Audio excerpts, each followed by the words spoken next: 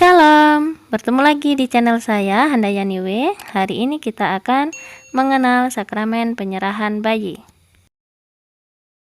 Pernahkah mendengar istilah sakramen penyerahan bayi?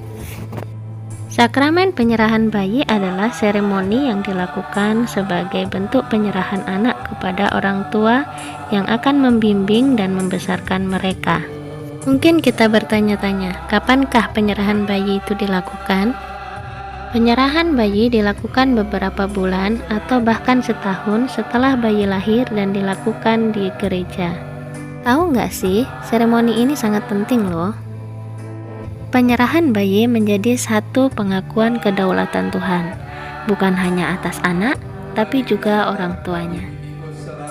Di mana orang tualah yang menyerahkan anak tersebut secara langsung pada Tuhan, untuk meminta berkat dan kebijaksanaan dalam menjalankan tanggung jawab mereka sebagai orang tua. Saat penyerahan anak ini, jemaat dan orang tua diminta untuk berdoa dan memberkati anak tersebut, supaya dalam proses tumbuh kembangnya, ia menjadi pribadi yang percaya serta mencintai Tuhan sepanjang hidupnya. Nah, apa saja ya yang harus dilakukan sebelum dan selama penyerahan bayi? Ayo kita cari tahu bersama-sama. Yang pertama, konseling orang tua. Sebelum melakukan penyerahan bayi, sangat penting bagi pendeta untuk memberikan konseling kepada orang tua tentang arti penyerahan bayi. Bagian yang penting untuk disampaikan adalah pada Ulangan 6 ayat 4-7. Ayat ini memberikan orang tua pengertian soal mendidik anak, yaitu yang pertama, mengingatkan orang tua untuk mengasihi Tuhan terlebih dahulu jika mereka mau benar-benar ingin anak mereka juga akan mengasihi Tuhan. Orang tua diharapkan bisa menjadi contoh imam yang benar bagi anaknya.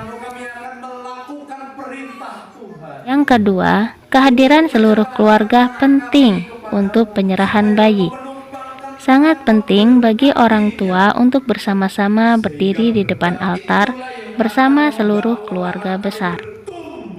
Walaupun hal ini bukan hari istimewa mereka, penting untuk memastikan mereka ada, dari kakek, nenek, sampai saudara lain, yang dibutuhkan sebagai saksi sekaligus yang ikut membagikan doa berkat untuk sang bayi.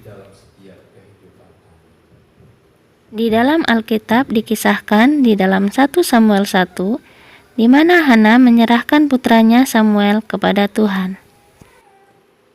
Selain itu, di Lukas 2 ayat 22, kisah bahwa Maria dan Yusuf juga melakukan perjalanan ke bait suci di Yerusalem untuk mempersembahkan Yesus di hadapan Tuhan.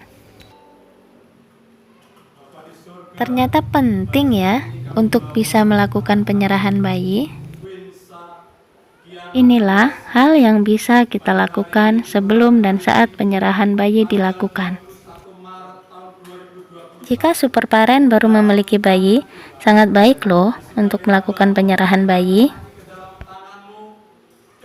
Sampai di sini yang bisa saya bagikan kepada super parent semua. Saya akhiri, salam damai sejahtera, Tuhan Yesus memberkati. Shalom.